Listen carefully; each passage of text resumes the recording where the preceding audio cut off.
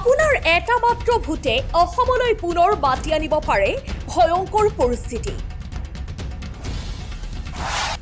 পুনৰ ৰাজ্যত বাজিব পাৰে হিংসাৰ দাবানল।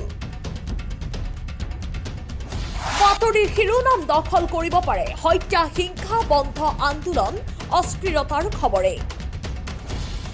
পূৰ্বে বাতৰি কাকতত স্থান লাভ কৰিছিল কঠিন বাস্তৱতাক উদঙাই দিয়া খবৰে।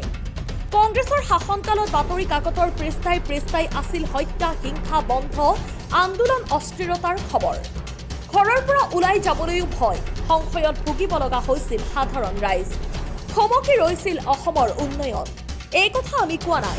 এইদৰেই কংগ্ৰেছৰ শাসনকালৰ কলা অধ্যায় দাঙি ধৰি সামাজিক মাধ্যমত বিস্ফোৰণ ঘটে মুখ্যমন্ত্ৰী ডক্টৰ হিমন্ত বিশ্ব শৰ্মাৰ। উল্লেখ্য যে নিৰ্বাচনৰ দিন চমু চাপি অহাৰ লগে লগে অধিক গৰম হৈ পৰিছে প্ৰচাৰ। নিজৰ দলীয় ভেটি শক্তিশালী কৰি চৰকাৰ গঠনৰ বাবে উঠি পৰি লাগিছে শাসক বিৰোধী দুয়ো পক্ষ। সমান্তৰালভাৱে দুয়ো পক্ষৰ মাজত অব্যাহত আছে সমালোচনাৰ জোৱাৰ। এফালে কংগ্ৰেছ নেতা গৌৰৱ গগৈয়ে অসমৰ পৰা হিমন্ত বিশ্ব শৰ্মাক বিদায় দিবৰ বাবে বিজেপিক পৰাস্ত কৰাৰ কৌশল ৰচিছে। আনফালে আকৌ অসমক পুনৰ কংগ্ৰেছৰ কলা শাসনৰ পৰা ৰক্ষা কৰিবৰ বাবে মুখ্যমন্ত্ৰীয়ে পূৰ্বৰ কঠিন বাস্তৱতাক অসমবাসীৰ ওচৰত দাঙি ধৰিবলৈ চেষ্টা কৰিছে। শেহতীয়াকৈ কংগ্ৰেছৰ শাসনকালত ৰাজ্যৰ এখন আগশাৰীৰ বাতৰি কাকত প্ৰকাশ পোৱা বাতৰিসমূহ দাঙি ধৰি সামাজিক মাধ্যমত এটা পোষ্ট কৰিছে মুখ্যমন্ত্ৰী হিমন্ত বিশ্ব শৰ্মাই। পোষ্টটোত লিখিছে, কংগ্ৰেছৰ শাসনকালত কঠিন বাস্তৱতাক উদঙাই আগশাৰীৰ বাতৰি কাকতৰ পৃষ্ঠাই পৃষ্ঠাই আছিল হিংসা বন্ধ আন্দোলন অস্থিৰতাৰ খবৰ।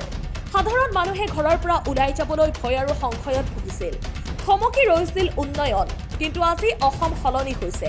গৃহ পদক্ষেপ, কঠোৰ আইন শৃংখলা ব্যৱস্থা আৰু সুস্পষ্ট নীতিৰে আমি অস্থিৰতাৰ অধ্যায় বন্ধ কৰি শান্তি আৰু স্থিতিশীলতাৰ নতুন অধ্যায় সূচনা কৰিছোঁ। আজি আমাৰ সুজলা সুফলা অসমখন আগবাঢ়িছে উন্নয়ন, বিশ্বাস আৰু নিৰাপত্তাৰ দিশেৰে। এইদৰে নিৰ্বাচনৰ পূৰ্বে এটা পোষ্টৰ জৰিয়তে কংগ্ৰেছৰ দিনৰ সেই কলা দিনবোৰৰ কথা উনুকিয়াই দিলে মুখ্যমন্ত্ৰী ডক্টৰ হিমন্ত বিশ্ব শৰ্মাই। News desk report NETV।